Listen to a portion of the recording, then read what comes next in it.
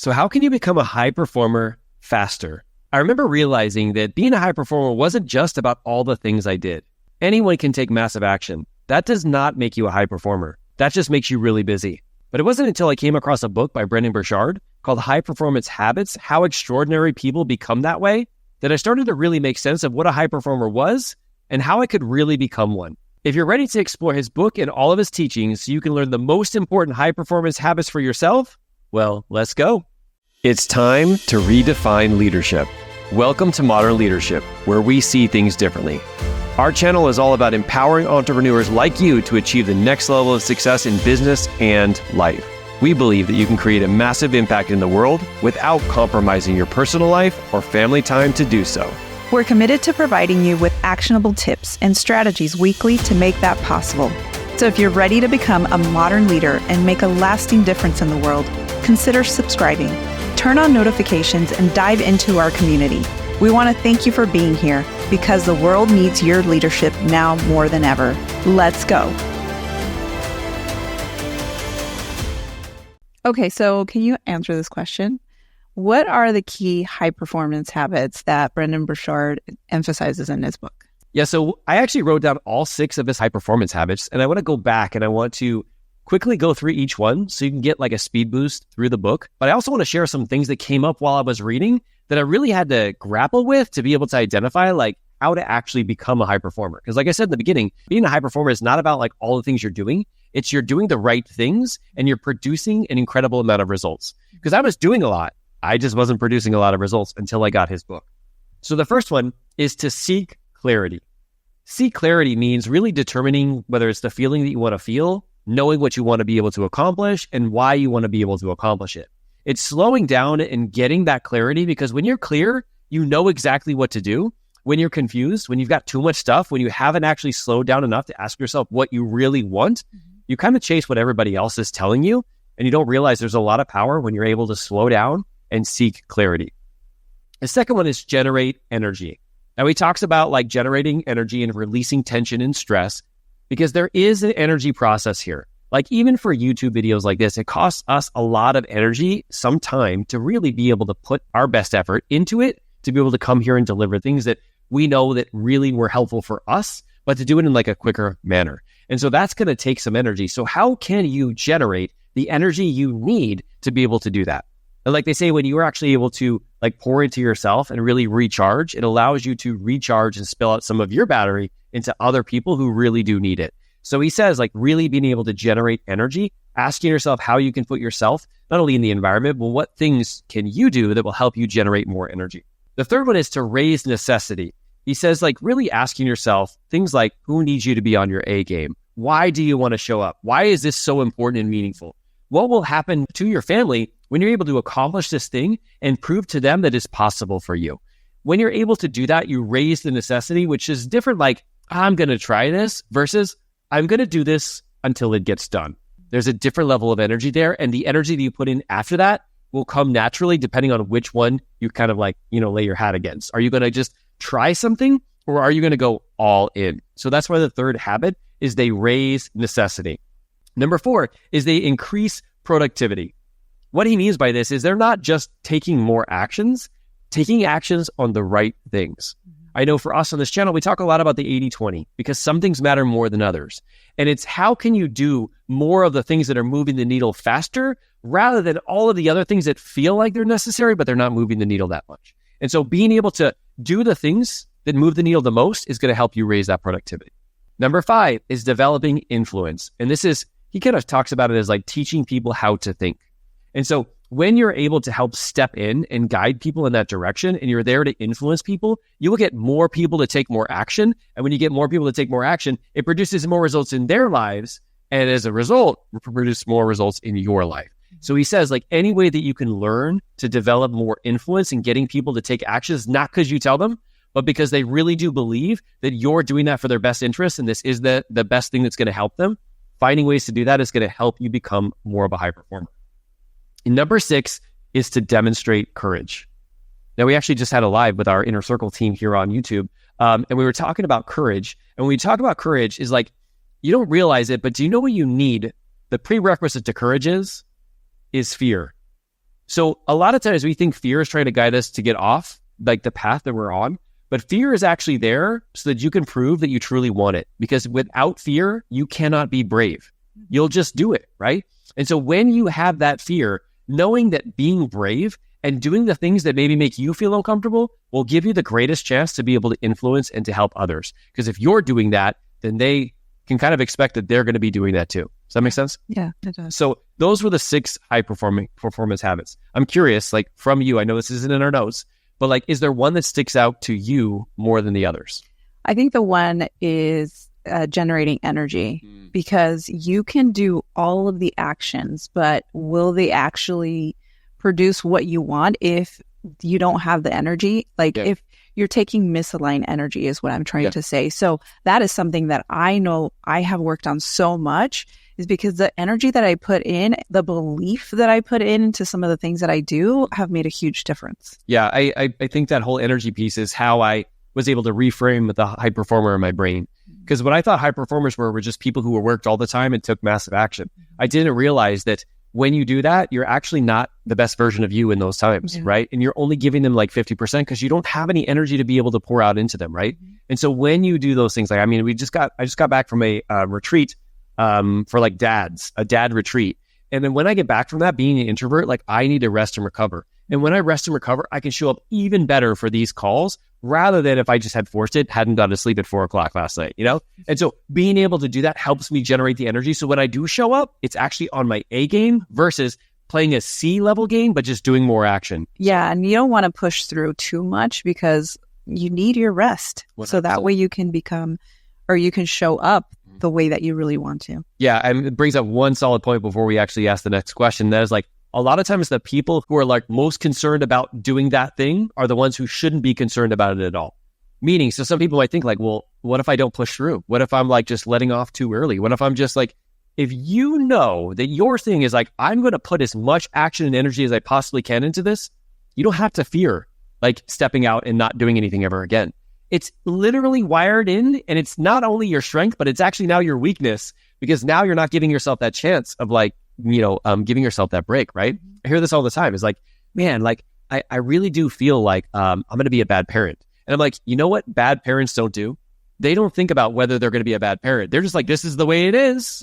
When you have that thought, you're like, I think I'm going to be bad, or I think I'm going to do. I want you to know that like oftentimes you are not the person that needs to be worrying about that, because it would not even be a problem. It wouldn't even be on your radar if you weren't willing to actually get better. So many times you got to realize that the brain's trying to tell you that, but in reality, it will never do that because it won't let you do that for too long. Yeah. Okay. So the next question is, how have these habits personally impacted your performance and productivity? Now, I didn't share this, but what we did is we pulled out his like best quotes for each one of these questions. And we're going to kind of share what those best quotes are and then kind of what we have found to help us to continue to lean into these habits, because it's not just simply knowing them, but it's getting yourself to perform them and being open to doing that. So once again, how has these habits personally impacted your performance and productivity?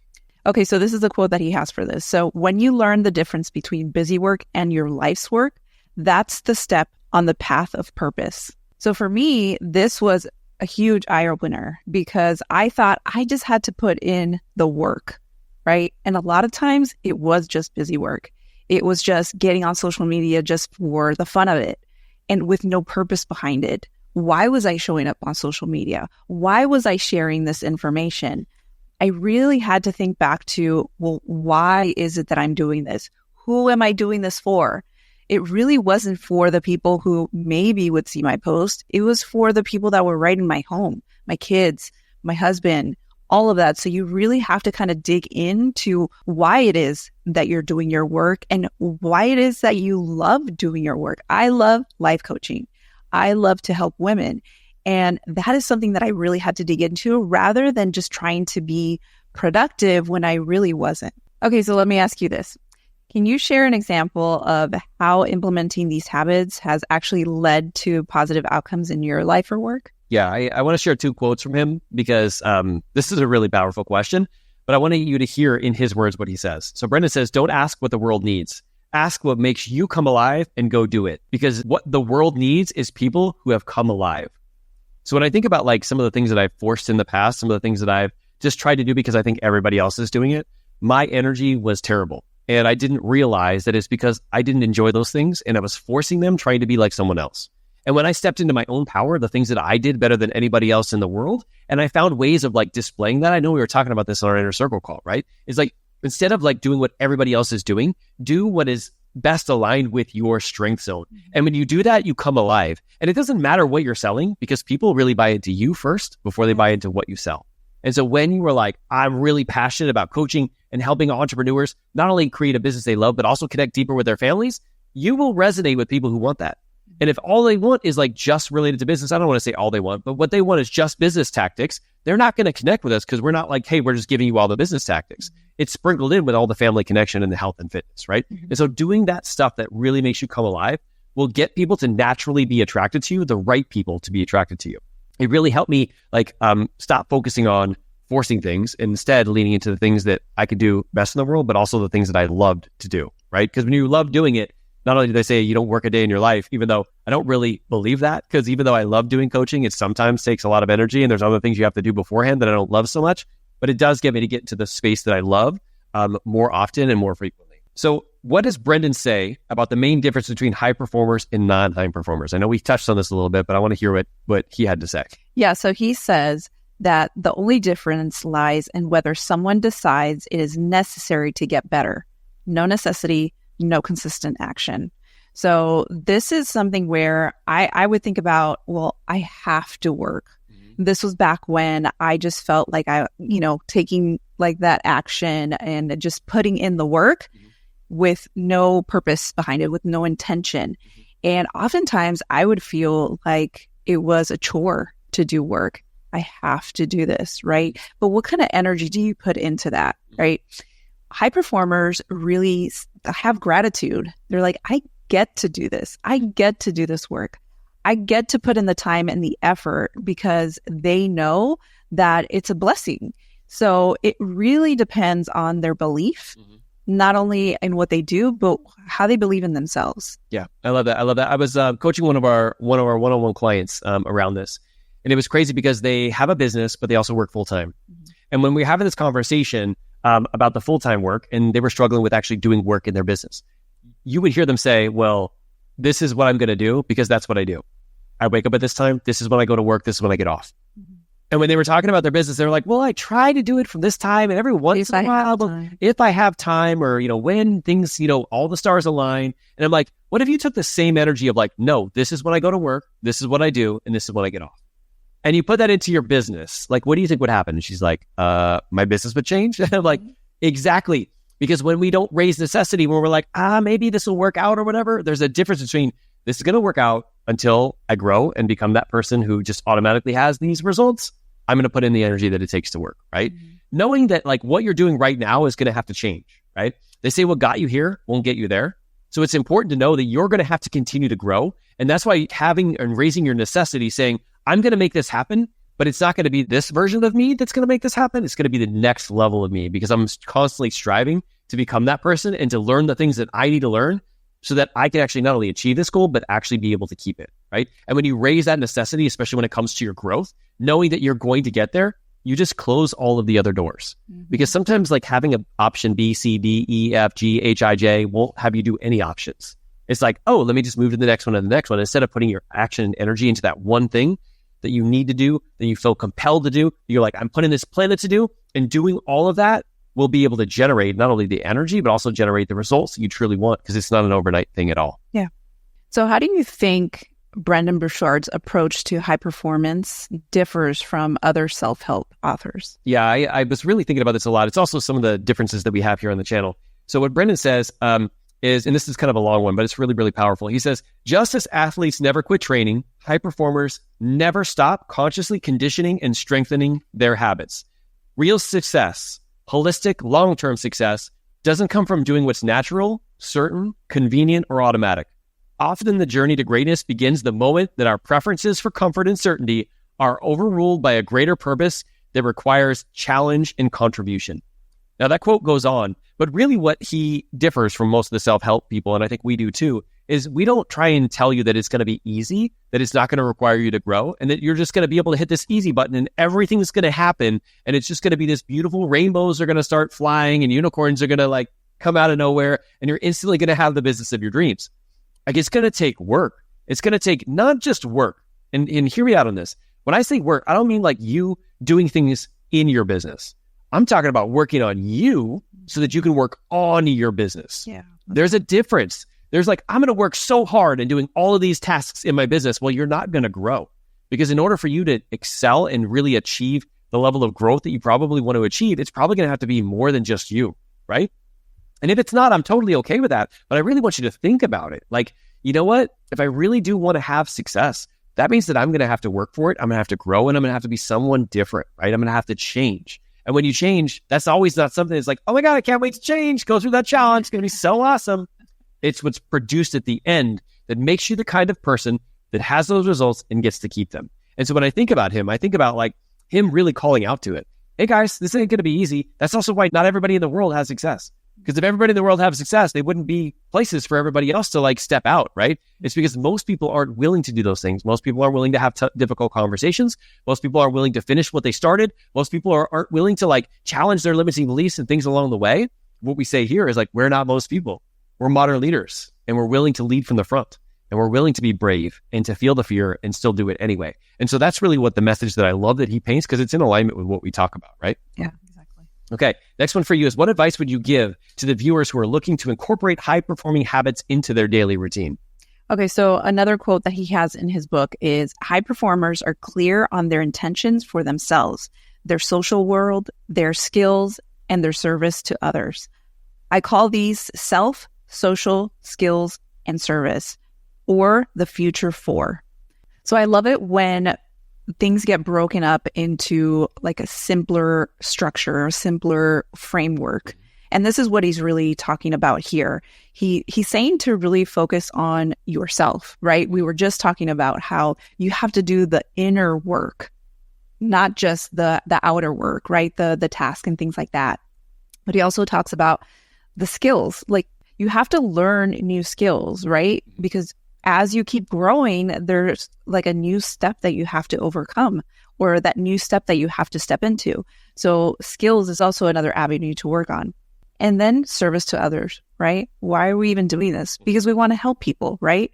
We need to find ways to find those people that we can help as well. Yeah, I like that. And what I like about how simple he keeps it is like, these are the things that you start with, right? Yeah. You start focusing on yourself and what you really want. You get very clear on that. You start focusing on like social, like what you want to create in the world, but also like developing ways of talking to other humans, right? Because most of the time when we want to help them, we have to talk to them somehow, right? A third one is skills. Like, what can I do to develop myself into the person who already has and achieved these goals, right? Mm-hmm. And the fourth one being service. I mean, obviously, we're here to actually help people solve problems, and we're serving them to their greatest extent. Like they say, like, when you help enough people get what they want, then you can have anything that you want. But it starts with service, you serving them. So really being able to define these four things is the best place to start. I know I was like, well, what are the actions that I can take? But being able to identify, get very clear on these four will help you not only to take the actions, but to sustain it, and then also become the person who can actually achieve that goal. Yeah. All right. So in what ways do you think high performance habits contributes to kind of someone's overall success and fulfillment in life? Yeah, 100%. Like, I really like this question, just because like, it's not just about you having massive success in your business. It's like this total idea of success and fulfillment, right? Mm-hmm. So our definition of success might be different than yours, but it's not just business success. It is a total life fulfillment where I'm actually able to, yes, have success in business, but also spend a really high quality time with the kids and make sure that I'm not, going through so much stress or putting like burnout on myself. I want to be able to like sustain all of this. And this is what he says. He says, be more intentional about who you want to become. Have a vision beyond your current circumstances and imagine your best future self, and then start acting like that person today. It's a really great thing when you can think about the person that you want to become, what you want to be able to accomplish, and fast forward to yourself in the future and think about, what are some of the things I'm doing, I'm saying, how am I acting, what have I become, and then start to do that stuff today. Because that's really how it works. It's the be, do, have model. You have to become somebody different in the process. When you become that different person, then you will do the activities that person does by default. You won't even have to think about it. We call this like success on autopilot. And then when you do those things for long enough, then you get to have those results. When people hear that I lost 100 pounds, they always want to jump to the do. What did you have to do? And I'm like, you're not asking the right questions. The right question is, who did I have to become? I became the type of person who would wake up and exercise. I became the type of person that made the better choices when it comes to, should I eat this or should I eat that? I became the type of person who was, not beating myself up when I didn't actually, do the things that I wanted to do. Instead, I would learn through the process, and I was using the scientific method of, that didn't work, let's try a new thing. And when I became that person, I don't even have to think about it anymore. I don't even remember how quickly those 100 pounds came off. If I look back at the calendar, it was 10 or 11 months. But when I think about it, when I became that person, it was just a matter of this is just what I do. It's the difference between if you're trying to quit smoking and somebody offers you a cigarette and you say, I'm trying to quit smoking, versus I'm not a smoker. Can you see the difference? You've become somebody different so you don't smoke, as opposed to you're identifying as somebody who smokes who's trying to quit. And so when you get to become somebody different, then you can do those activities, no problem. It's not so hard to do them, and then you actually get to have. Now, here's the thing. As we're constantly growing and getting better and wanting to continue to not only surround ourselves by the right people, but to actually take on the habits of the people that we're surrounding ourselves with, we've got to make sure that we surround ourselves with other people who are willing to run. These are other high performers who are willing to go out and to get after it. That is something that we do inside of our inner circle. So if that's ever something you're interested in, a group of high performers who are family driven, not only because they want to create massive success in their business, but also connect deeper with their family and make their physical and mental health a priority. That's what we do inside of our community. So you can tap the join button below. Also leave you the description in the comment section so you can learn a little bit more about it. But it's very important to make sure that you're surrounding yourself with high performers who value similar things that you do, so you can get yourself to continue to show up on that level. Now, you might also get to this point and wonder, okay, that's great, Mark, but how do I continue to take these habits and perform them even when things get difficult? And I want to say, don't worry, because we got you covered. Tap the screen to watch this next video where we shared Viktor Frankl, who has an incredible transformation, actually incredible story that he went through that helped him transform his struggles into strengths. And if you've never heard his story before, it is really powerful. It's a book called Man's Search for Meaning, definitely a powerful book. And in case you don't know, we actually have a business book club for people who are wanting to grow in their business, but also connect deeper with their family, where we read very powerful books like Viktor's that you get free access to when you join the Inner Circle. Thank you for being here, and keep leading from the front, leader. Bye.